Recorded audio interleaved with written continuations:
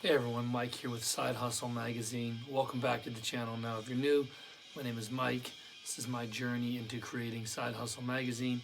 I've always been an extreme metal fan, and metal's always encouraged me to just put myself out there. So today we're reviewing a real legendary classic in old school death metal, none other than Spiritual Healing by Death. Now, if you're an old school death metal fan, you've probably heard this album, and it marked a transition for Death in that they got rid of Rick Rozz from the Leprosy album and brought in James Murphy, the miraculous and just amazing guitarist known as James Murphy, from Obituary, from Cancer.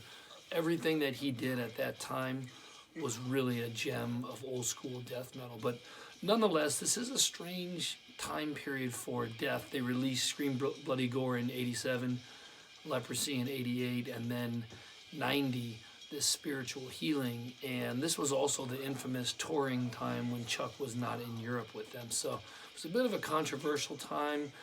If you're a fan of Death, it's still a very classic album, very essential listening, straight old school death metal, very brutal. And you know, a lot of Death fans will cite that later in their career they became much more technical.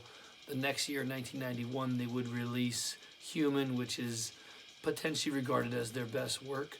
But I believe that this album really does not get the respect that it deserves. It is a phenomenal listen.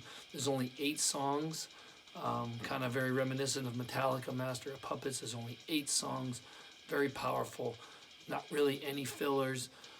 You know, they open with the raging song Living Monstrosity. Just an amazing song in its own right. A great way to start the album off.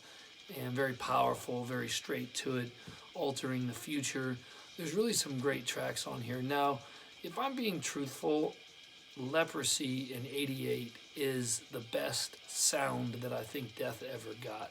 I'll be curious to hear your thoughts on this in the comment section. But for myself, Leprosy is their best sound. I think that's when they really hit that real Death sound. The vocals were the best. And that brings me to another issue, the vocals. I love the vocals. I love Chuck's vocals.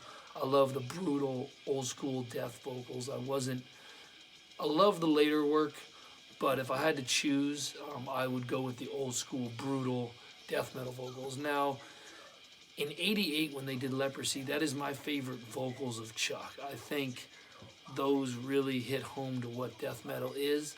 But this album from 1990, the vocals are pretty damn good too. A little bit different than Human in '91, but still really good, really solid.